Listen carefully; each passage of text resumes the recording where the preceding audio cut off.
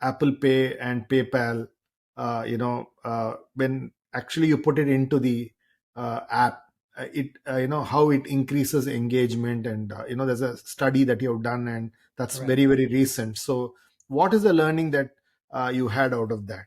Sure. This is a study by my doctoral student, Tao Tao A, myself, and Dan McCarthy of Murray University.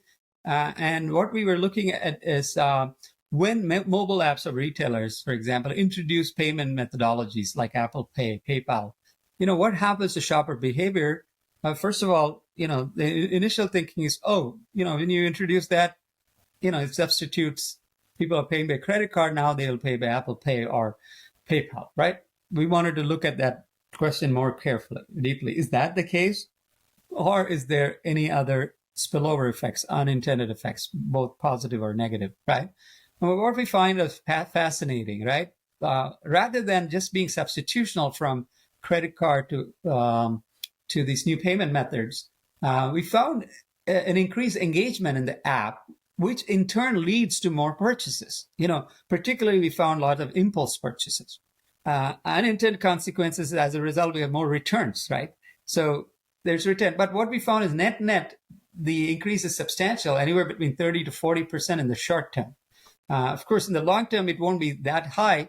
But even if you stimulate people to purchase so much, now they bring in newer items into the basket that they have not bought before. And once they start doing that, it's easier for them to repeat those items. And now you have a higher customer lifetime value than they have before. And how does this happen? We went deeply to understand that.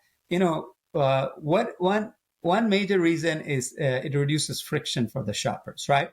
With credit card, many times when you shop, you have to enter your credit card information in different apps, right? If you're having 10 retailers you shop from, you have to put it in. The advantage of this is that Apple Pay or PayPal is that you have to do it only once. So that reduces friction, right?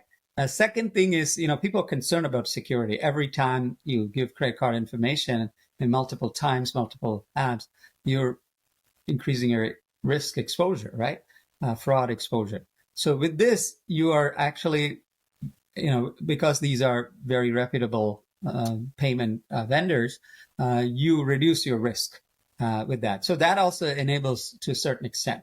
But what we find is that it allows people to engage with the mobile app, right? Rather than spending time.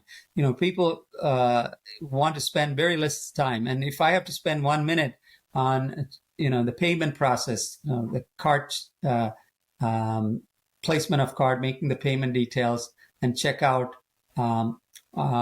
this time can be used in searching for something or being entertained by a new offer and so on. So again, we find positive spillover benefits of that, and that was a more fascinating findings for us.